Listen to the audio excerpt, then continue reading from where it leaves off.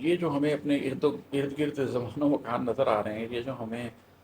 دہر کا پورا نظام نظر آ رہا ہے، یہ جو اللہ نے کائنات تخلیق کی ہے، یہ تو اللہ تعالیٰ خود فرماتے ہیں کہ یہ تو ایک ایلیوژن ہے، یہ تو ایک سراب ہے، دنیا کی زندگی تو دھوکہ ہے، کہ یہ تو ایک متاع فریب ہے۔ تو یہ جو زندگی ہے یہ آج کا سراب ہے، آپ اس کے پیچھے بھاگتے جائیں، یہ آگے بھاگتا جاتا ہے، یہ سراب آپ کے ہاتھ میں نہیں آتا۔ جو آپ کی ہستی ہے، آپ کو ایک سوابمانے میں ایک وقت پر احساس ہو جاتا ہے کہ جو درد کی سوغات ہے نا، وہ بڑی انمول چیز ہے۔ آپ اپنی پوری ذات بھی بیچ دیں، آپ اپنی پوری ہستی کو بھی داؤ پر لگا دیں، ختم کر دیں، لیکن اس کے بدلے آپ کو وہ درد دل حاصل ہو جائے جو قلب کو تحریک دیتا ہے، جو آپ کو نئی دنیاؤں کے راستے پہ لے کے جاتا ہے۔ اعوذ باللہ من الشیطان الرجیم، بسم اللہ الرحمن الرحیم۔ آج اپنی کتاب کیمیا گھر کی ایک اور غزل آپ کے ساتھ ڈسکس کرتا ہوں اور اس کے اشعار پہ کچھ بات چیت کرتے ہیں۔ اس کا مسئلہ ہے کہ تیز آندھی ہے، شام اندھی ہے، تیز آندھی ہے، شام اندھی ہے، دل بھی غمگین ہے، اداسی ہے۔ میں نے زندگی میں بہت مرتبہ یہ محسوس کیا ہے کہ آپ کے باہر کے موسم آپ کے اندر کے موسموں پر، اور آپ کے اندر کے موسم آپ کے باہر کے موسموں پر اثر انداز ہوتے ہیں۔ اور کبھی اگر آپ لوگوں نے تجربہ کیا ہو، شہر میں رہنے والے لوگوں نے آندھی کا تجربہ اس طرح نہیں کیا ہوتا، لیکن جو لوگ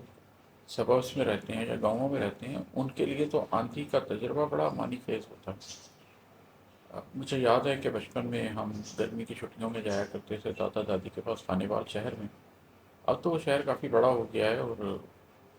بہت مٹی ہے آس پاس، بڑا زرخیز علاقہ ہو گیا ہے۔ لیکن مجھے یاد ہے کہ آج سے 35-36 سال پہلے شہر کے بالکل باہر ریت کے ٹیلے سٹارٹ ہو جاتے تھے، اور وہ کافی ریتیلا علاقہ تھا، اور وہاں پر جب آندھی آتی تھی تو جس طرح سے ریت ہوتی تھی اور جس طرح سے شام بالکل اندھیری ہو جاتی تھی، تو وہ ایک بڑا سما ہوتا ہے، وہ بڑا ایک موسم ہوتا ہے۔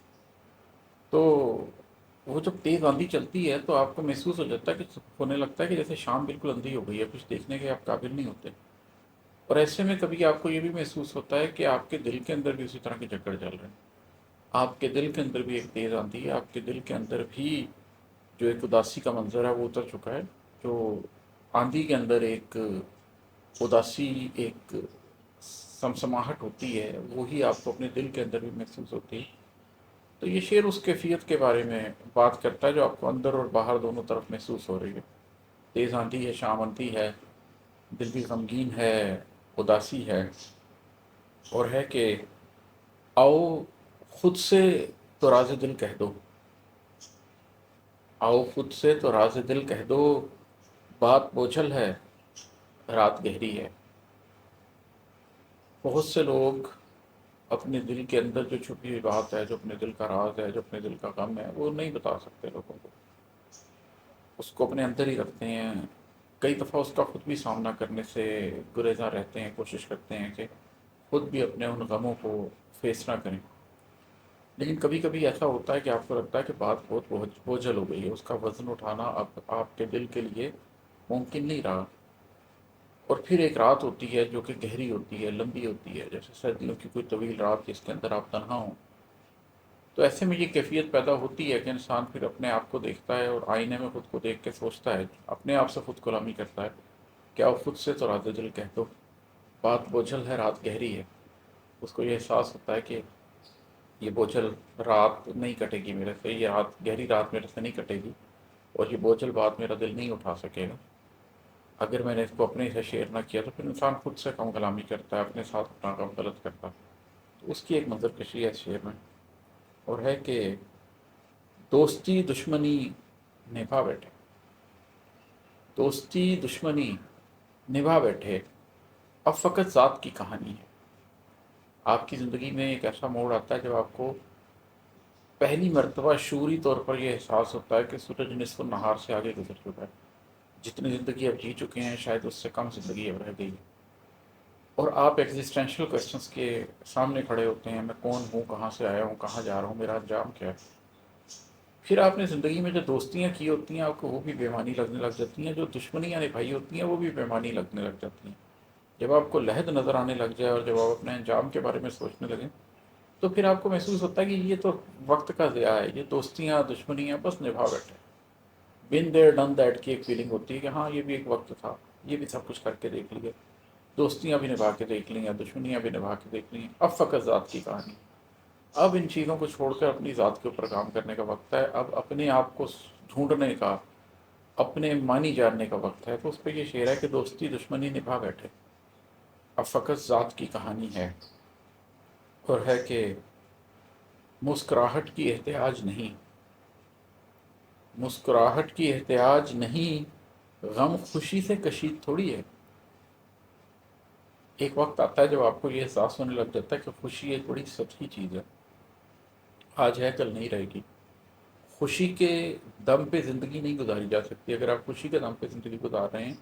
تو وہ کبھی نہ کبھی آپ سے چھٹ جائے گی، اور اس کے بعد آپ کو سمجھ نہیں آئے گا کہ آپ زندگی میں کیا حاصل کریں۔ لیکن جو غم ہے، جو حقیقی غم ہے، خاص طور پر غم ہستی،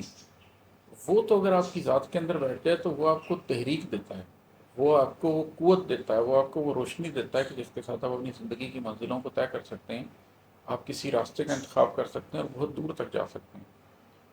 تو آپ کو پتہ لگ جاتا ہے کہ حقیقت میں تو مجھے زندگی کا مقصد، حقیقت میں تو میرے ایگزسٹینشل کویسچنس کا جواب غم سے کشید ہونا ہے۔ تو اس تناظر میں یہ شعر ہے کہ مسکراہٹ کی احتیاج نہیں، غم خوشی سے کشید تھوڑی ہے، کہ مجھے تو غم کی ضرورت ہے اور غم نے خوشی سے تھوڑی کشید ہونا ہے کہ میں خوشی کے پیچھے بھاگوں۔ غم نے تو اپنے آپ سے مجھے تحریک دینی ہے۔ تو جب خوشی سے مجھے کچھ حاصل ہی نہیں ہونا، نہ اس نے براہ راست کچھ دینا ہے، نہ اس خوشی نے غم میں کنورٹ ہونا ہے اور اس کے تھرو مجھے کچھ دینا ہے، تو پھر اب مسکراہٹ کی احتیاج کس بات کی ہے؟ اب تو غم ہستی کی احتیاج ہے، اب تو غم ہستی کی تلاش ہے، اب تو غم ہستی کا ہاتھ پکڑ کے زندگی آگے گزارنے کا ارادہ ہے۔ اور ہے کہ آپ آئے رکے چلے بھی گئے، آپ آئے رکے چلے بھی گئے، بات پوری ہے پر ادھوری ہے۔ جب آپ کی زندگی میں کوئی شخص آتا ہے، کچھ دیر کے لیے وہ آپ کی زندگی میں رکتا ہے اور پھر وہ چلا جاتا ہے، تو اگر آپ اس کو ایک کہانی کی طرح دیکھیں تو پھر تو بات پوری ہے کہ ایک شخص آیا، ایک شخص کچھ دیر رکا اور ایک شخص چلا گیا، ختم ہو گئی بات، اس سے زیادہ کیا ہے؟ لیکن وہ شخص آیا کیوں، وہ شخص رکا کیوں، اور پھر وہ شخص چلا کیوں گیا؟ اس سے جو سوال پیدا ہوتے ہیں وہ سوال آپ کو بہت دور تک لے جاتے ہیں۔ اس لیے بات پوری ہے پر ادھوری ہے کہ یہ جو آپ کو دنیا میں انسانوں سے غم ملتے ہیں، یہ جو آپ کو زمان و مکان سے غم ملتے ہیں، یہ جو ایونٹس ہوتے ہیں، یہ جو لوگ آپ کی زندگی میں آتے ہیں، رکتے ہیں اور چلے جاتے ہیں، اپنے طور پر تو وہ کہانی پوری ہو جاتی ہے، لیکن وہ کہانی بہت سے سوال چھوڑ جاتی ہے۔ وہ بات پوری ہوتے ہوئے بھی ادھوری ہوتی ہے، اور جن لوگوں کو اس بات کی سمجھ آنی شروع ہو جاتی ہے وہ پھر ایگزسٹینشل کویسچنس کے بارے میں سوچنا شروع کر دیتے ہیں، وہ پھر غم ہستی کے بارے میں سوچنا شروع کر دیتے ہیں۔ وہ ایک ایک غم کو ڈسکس نہیں کرتے، وہ ایک ایک غم کو علیحدہ نہیں دیکھتے، وہ زندگی میں ملنے والے تمام غم کو اکٹھا کر کے دیکھتے ہیں کہ یہ سارا غم اکٹھا ہو کر کیا بنتا ہے، آخر یہ غم ہے کیا، آخر یہ کیوں آتا ہے زندگی میں، مجھے کیا سکھانے کے لیے آتا ہے، کیا بتانے کے لیے آتا ہے، اور مجھے یہ جو سمجھ آتی ہے کہ میں ایک خاک کا پتلا ہوں اور میں نے کچھ عرصے میں ختم ہو جانا۔ تو یہ جو چیز اس سے ڈسکور ہوتی ہے، آپ کو پتہ چلتا ہے کہ وہ پوری بات پوری نہیں تھی، ادھوری ہے۔ اس پہ یہ شعر تھا کہ آپ آئے رکے چلے بھی گئے، بات پوری ہے پر ادھوری ہے۔ اور ہے کہ شورش نفس مٹ گئی لیکن، شورش نفس مٹ گئی لیکن سوزش دل نے جان لے لی ہے۔ یہ جو نفس ہمارا ہے نا، یہ بڑی شورش کرتا ہے، بڑی جلغار کرتا ہے، آپ کو تہس نہس کرنے کی، آپ کو تہو بالا کرنے کی بہت کوشش کرتا ہے۔ اور اگر آپ کو کہیں نفس لوامہ حاصل ہو جائے، اگر کہیں آپ بیٹل فیلڈ میں آ جائیں اور نفس امارہ کے مقابلے میں اتر آئیں اپنا قلب لے کے، تو بالآخر آپ شورش نفس کو تو مٹا لیتے ہیں، لیکن یہ بھی ایک حقیقت ہے کہ اس کے نتیجے میں جیسے آپ کا دل ٹوٹتا ہے، اس کے نتیجے میں جیسے آپ کرچی کرچی ہوتے ہیں، ریزہ ریزہ ہوتے ہیں، تو وہ سوزش دل بھی آپ کی ایک طرح سے جان لے جاتا ہے۔ تو یہ آسان امتحان نہیں ہے، نفس مطمئنہ کو حاصل کرنا، نفس لوامہ کی بیٹل فیلڈ سے گزرنا، نفس امارہ کو ہرانا، یہ کر تو لیتا ہے انسان، لیکن یہ اپنی جان پر کھیل کر ہوتا ہے، اپنی جان کی قیمت دے کر حاصل ہوتا ہے، خود کو مٹا کر حاصل ہوتا ہے۔ اور ہے کہ زندگی آج کا سراب ہے، اور زندگی آج کا سراب ہے، اور آخرت بات کی پہیلی ہے۔ یہ جو ہمیں اپنے ارد گرد زمان و مکان نظر آ رہے ہیں، یہ جو ہمیں دہر کا پورا نظام نظر آ رہا ہے، یہ جو اللہ نے کائنات تخلیق کی ہے، یہ تو اللہ تعالیٰ خود فرماتے ہیں کہ یہ تو ایک ایلیوژن ہے، یہ تو ایک سراب ہے، دنیا کی زندگی تو دھوکہ ہے، کہ یہ تو ایک متاع فریب ہے۔ تو یہ جو زندگی ہے یہ آج کا سراب ہے، آپ اس کے پیچھے بھاگتے جائیں، یہ آگے بھاگتا جاتا ہے، یہ سراب آپ کے ہاتھ میں نہیں آتا، آپ کبھی بھی زندگی کو اپنی مٹھی میں بند نہیں کر سکتے، اس کے پیچھے بھاگیں گے، دنیا کے پیچھے یہ آپ کے آگے آگے بھاگتی رہے گی، کچھ ہاتھ نہیں آئے گا۔ لیکن دوسری طرف حقیقت یہ ہے کہ آخرت کے بارے میں جو کچھ بھی ہم جانتے ہیں وہ تو ایک پہیلی ہے۔ ایون اہل ایمان بھی جو یقین رکھتے ہیں اور اللہ پر، آخرت پر، روز قیامت پر، جزا سزا پر یقین رکھتے ہیں، جو جنت و دوزخ پر یقین رکھتے ہیں، ان کو بھی اللہ نے کچھ تشبیہات کے تھرو بس بتایا ہے کہ آخرت کیسی ہوگی۔ ہم اس کو سمجھ نہیں سکتے ہیں، ہماری سوچ اس جگہ تک جا نہیں سکتی ہے۔ اللہ تعالیٰ تو خود فرماتے ہیں کہ جنت میں وہ کچھ ہوگا جو نہ کسی آنکھ نے دیکھا، نہ کسی سوچ نے سوچا۔ جہنم کیسی ہوگی، اس کی اذیت کیسی ہوگی کہ آگ ہوگی لیکن اس میں انسان جلتا نہیں ہوگا، جلتا بھی ہوگا اور مرتا نہیں ہوگا۔ تو یہ ایک پہیلی ہے جس کو دنیا کے سارے لوگ سمجھنے کی کوشش کر رہے ہیں، کوئی اس پہیلی سے نظر چرا رہا ہے، کوئی اس کو حل کرنے کی کوشش کر رہا ہے۔ تو یہ ایک بہت بڑا امتحان ہے کہ جو ہم آج کی زندگی گزار رہے ہیں وہ سراب ہے، اور آگے جس زندگی کے لیے ہم جا رہے ہیں وہ ایک پہیلی ہے۔ تو اس سراب کا سامنا کرتے ہوئے اس پہیلی کو سلجھانا یہ ایک مشکل کام ہے، اور اسی کام کے لیے ہمیں اس دنیا میں بھیجا گیا ہے۔ تو زندگی آج کا سراب ہے اور آخرت بعد کی پہیلی ہے، اور ہے کہ اب کرو احتساب قلب و جگر، اب کرو احتساب قلب و جگر، بات آ کر کہاں پہ ٹھہری ہے۔ دنیا کا احتساب کرتے رہتے ہیں ہم، پھر کبھی خود شناسی کی عادت بھی ہوتی ہے، تو ہم اپنے معاش کا احتساب کرتے ہیں، اپنے رویوں کا احتساب کرتے ہیں، اپنے رشتوں کے ساتھ کیسے چل رہے ہیں اس کا احتساب کرتے ہیں، حقوق اللہ کو دیکھتے ہیں، حقوق العباد کو دیکھتے ہیں۔ لیکن پھر ایک مقام آتا ہے کہ جب آپ کو پتہ چلتا ہے کہ اصل جو آپ نے احتساب کرنا ہے وہ تو اپنے قلب و جگر کا کرنا ہے، آپ کے قلب میں کتنی وسعت کا امکان ہے، وہ کس حد تک نور لینے کے قابل ہے۔ اگر وہ اتنا نور نہیں لے پا رہا تو کیوں نہیں لے پا رہا، اور آپ کے جگر میں کتنی ہمت ہے، کتنا دل گردہ ہے آپ کے پاس، کتنی ہمت، کتنی بریوری ہے کہ آپ زندگی کے حقیقی سوالوں کا سامنا کر سکیں، جن سوالوں سے جان چھڑانے کی کوشش کرتے ہیں کروڑوں اربوں لوگ، آپ ان کی آنکھوں میں آنکھیں ڈال کر بات کر سکیں۔ تو پھر آخر میں بات آ کر یہاں پر رکتی ہے،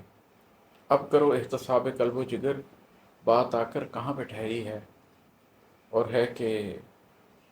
میری ہستی عماد سستی ہے، میری ہستی عماد سستی ہے، اور سوغات درد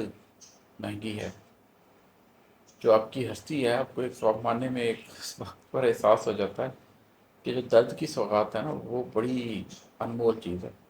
آپ اپنی پوری ذات بھی بیچ دیں، آپ اپنی پوری ہستی کو بھی داؤ پر لگا دیں، ختم کر دیں، لیکن اس کے بدلے آپ کو وہ درد دل حاصل ہو جائے